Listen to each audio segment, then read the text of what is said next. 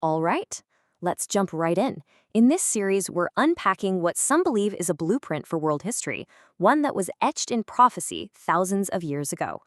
So let's start with a really big question.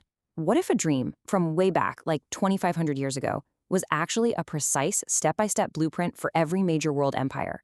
And not just empires from the past, but one that, get this, hasn't even fully arrived yet. Now that's a pretty wild idea, right?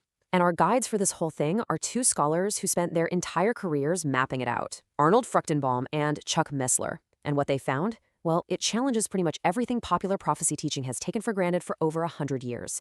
Okay, let's get into it. Our story kicks off in the book of Daniel, chapter 2, with a dream. But not just any dream. This one absolutely terrified the most powerful man on the planet at the time, the Babylonian king Nebuchadnezzar. You see, this wasn't just some random nightmare about showing up to work naked.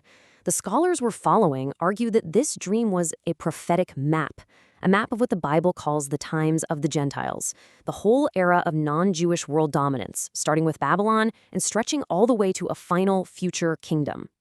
So the king dreams of this giant statue, and it's made of all these different materials.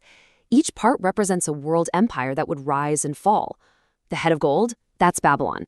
The chest and arms of silver represent the Medo-Persian Empire. The belly and thighs of bronze, that's Greece under Alexander the Great. And then you get to the two legs of iron, and that's Rome. But look, it doesn't end there. It finishes with feet made of iron mixed with clay, representing a final empire that's still in the future. So this isn't just a history lesson. It's a prophetic timeline that, according to this framework, is still unfolding. And that brings us to the one question that just reframes this entire conversation. Did the Roman Empire, the one we all learned about in history class, did it actually fulfill its part of the prophecy? Both Fruchtenbaum and Missler argue very strongly that it did not completely. And that one detail, well, it changes everything about where history might be headed next. So let's really dig into this idea of an incomplete prophecy.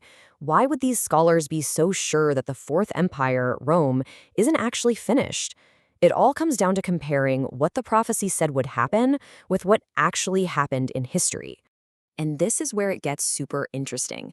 The prophecy in Daniel was specific. It said the Fourth Empire would crush and devour the entire known world. But if you look at the history books, Rome fell short. In two pretty big ways, actually. It never managed to conquer the powerful Parthian Empire to its east, a constant thorn in its side. And it never even came close to reaching the eastern territories that Alexander the Great had conquered, which went all the way to the Indus River. Now, this isn't just some small detail or a minor footnote. It's a huge prophetic problem. Because if Rome didn't complete its mission, the prophecy itself demands that something or someone will. This leads to this really crucial idea, a two-phase fulfillment. Phase 1 was historical Rome. Think of it as the first incomplete attempt. But a phase 2, a revived future version of this empire, has to still be out there, waiting to finally check all the boxes of the prophecy. Now, to really back this idea up, we have to zoom out from Daniel's statue and bring in another piece of the puzzle. For that, we're going to jump over to the New Testament, to the book of Revelation, chapter 17. So flash forward to around 95 AD, the Apostle John gets this vision, and he's told about 7 world empires in a row. 5, he's told, have already fallen: Egypt, Assyria, Babylon, Persia, and Greece. 1 that's the Roman Empire, which was in power when John was writing. And then he's told another one is yet to come, and that's the final, revived world empire of the end times. You see how this puts Rome right in the middle of a much, much longer chain of events. So here's the key takeaway, the point where it all clicks together. The Fourth Empire from Daniel's statue and the Seventh Empire from John's vision in Revelation, they're seen as the exact same thing. They both point to Rome, but specifically to Rome in its final revived form, the one that will finally complete the prophecy and kick off the end of the age.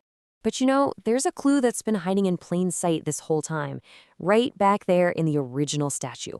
It's a detail that most people just look right past, the 2 legs of iron. Turns out they aren't just there for balance.